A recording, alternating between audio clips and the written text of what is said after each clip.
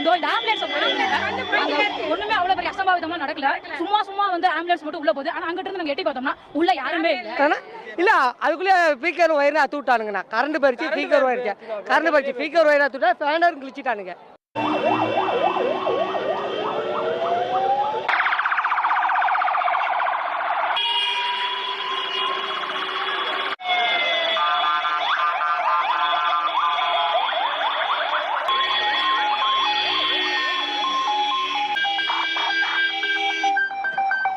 யாருமே இல்ல இந்த கூட்டம்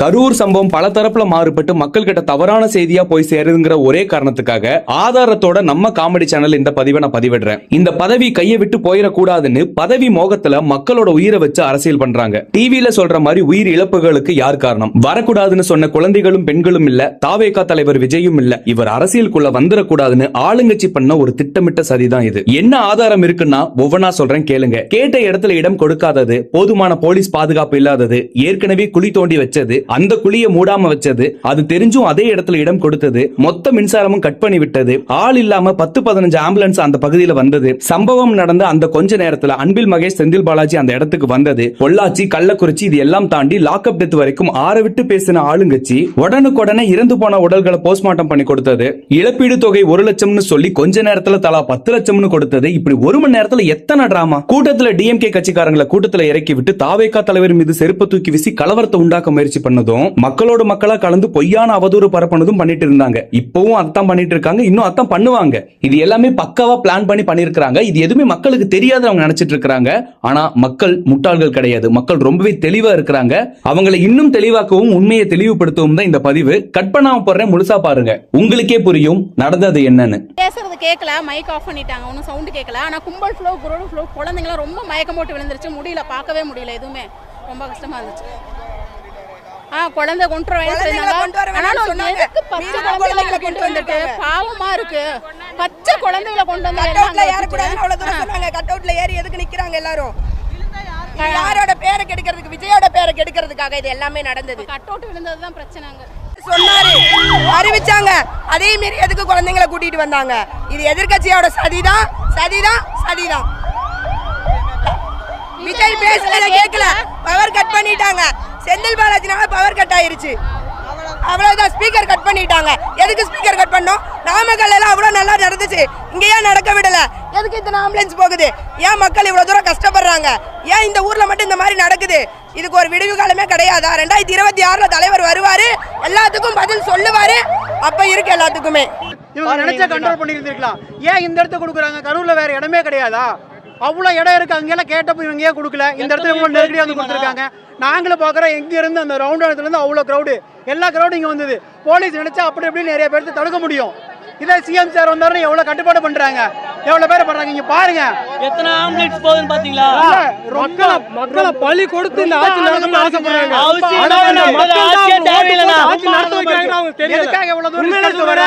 அவங்க நினைச்சிருந்தா ஃப்ரீயா இருக்க எத்தனையோ இடத்துல அவங்க கொடுத்துருக்கலாம்.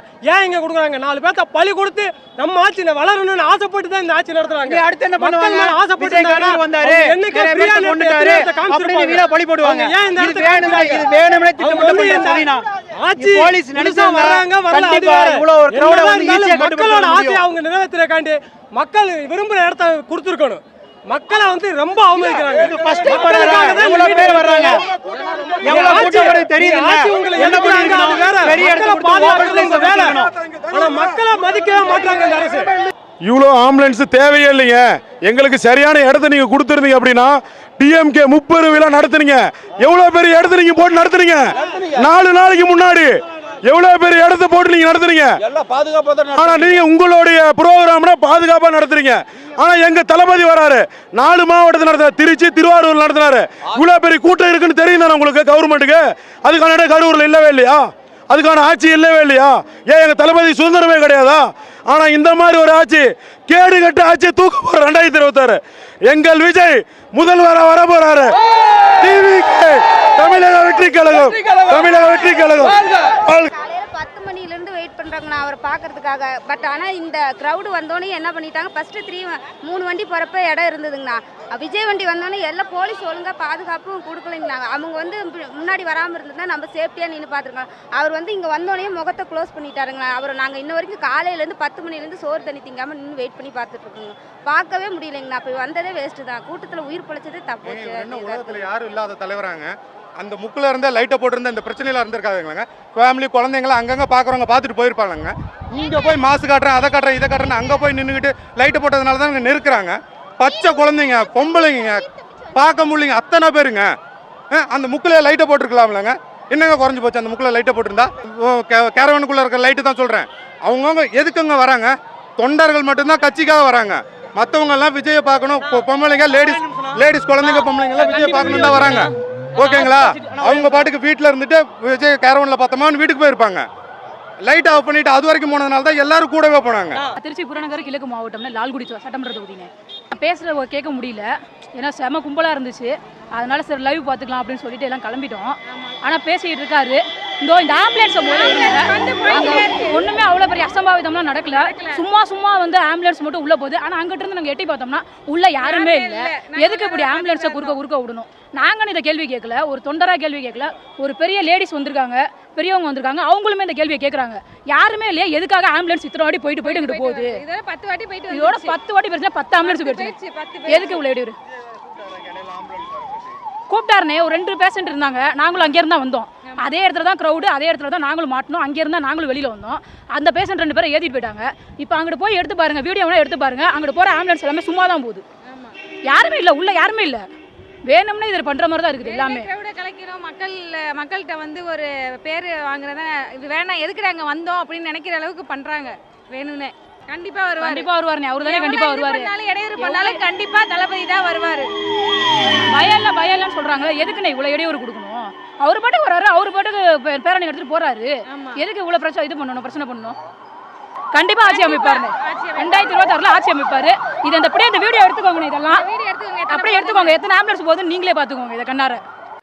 நான் கரூருக்குள்ள முதல் டைம் இவ்வளோ கூட்டம் பார்த்தனால கரூரே தாங்க மாட்டேங்குதுண்ணா. நான் என்ன ஆனாலும் நம்ம தளபதி தான், தளபதிக்கோசரம் தான் எதுவாக இருந்தாலுமே. கரூருக்குள்ளே முதல் டைம் இவ்வளோ கூட்டம் வந்திருக்குண்ணா. எந்த இதுக்குமே இந்த இவ்வளோ கூட்டம் வந்தது கிடையாது. முதல் டைம்ண்ணா. எப்பயும் டிவிக்கே தாண்ணா. 10 ரூபா 1 ரூபா காசு இல்லாமல் வந்த கூட்டம் இது. என்னன்னா அண்ணா காசு வாங்கிட்டு 300 ரூபா, நான் 200 ரூபா வாங்கிட்டு வந்த கும்பல். அதுனா 1 ரூபா காசு இல்லாமல் வந்த கும்பல் இதுனா. பாசத்துக்காக வந்த கூட்டம் இதுனா. வெற்றி கூட்டம் இது. என்ன வந்து நம்ம குழந்தைங்க வந்து ரொம்ப முடியாமல் பணம் ஆஸ்பத்திரிட்டு ஓடுறாங்கண்ணா. என்ன வேற ஒன்றும் இல்லை. என்னன்னா குழந்தை கொடுத்தா குழந்தைங்க பாசம் தாங்க முடியலண்ணா. சின்ன குழந்தைங்க விஜய் பார்க்கணும் குழந்தைங்க பாசத்தை என்ன வர்றதுதாண்ணா. ஆனால் விஜய் பாசத்துக்காக அதை கொடுத்தாண்ணா. குழந்தைங்களுக்காக தான் தூக்கிட்டு வந்ததுண்ணா. ஏன்னா இல்லை அதுக்குள்ளே ஸ்பீக்கர் ஒயர்னு அத்து விட்டானுங்கண்ணா. கரண்ட் பறிச்சு ஸ்பீக்கர் ஒயர்ச்சு. ஸ்பீக்கர் ஒயர் அத்து விட்டா ஃபேனர் கிழிச்சிட்டானுங்க. அதனால் எதுவுமே பேச சுத்தமாக தெரிலண்ணா. ஸ்பீக்கர் ஒயரை கட் பண்ணிட்டானுங்கண்ணா. அதனால் என்ன விஜய் உள்ளே நுழைஞ்சாலும் ஸ்பீக்கர் ஒயரை அத்து விட்டானுங்க. சுத்தமாக எதுவுமே கேட்கல. அவர் காரில் ஸ்பீக்கர் ஒயர் மட்டும் தான் பேசினதை வந்து வெளியே இருக்க ஸ்பீக்கர் இந்த ஃபேனரை சைடில் கீழே கிழிச்சிட்டானுங்கண்ணா. அந்த ஓட்டு விஜய் ஓட்டு. நாங்கள் வெங்கமேட்டில் இருந்து வரோம். ஆமாங்க, விஜய் சாரை பார்த்தோம். ரொம்ப சந்தோஷமாக இருக்குது. ரொம்ப கும்பல் அதிகமாக இருக்குது.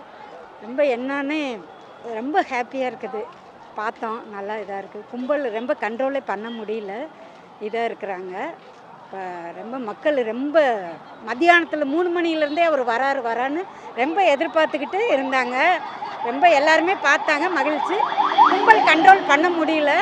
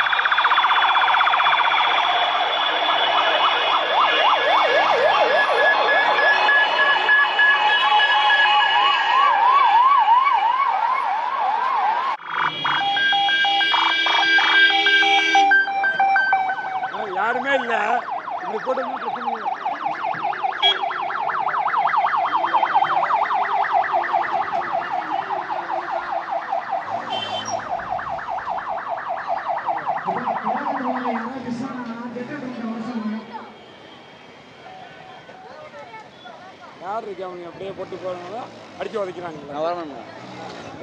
வேணும்னே பார்த்தீங்களா இப்படி எப்படி ரவுண்ட் அடிக்கிறாங்க.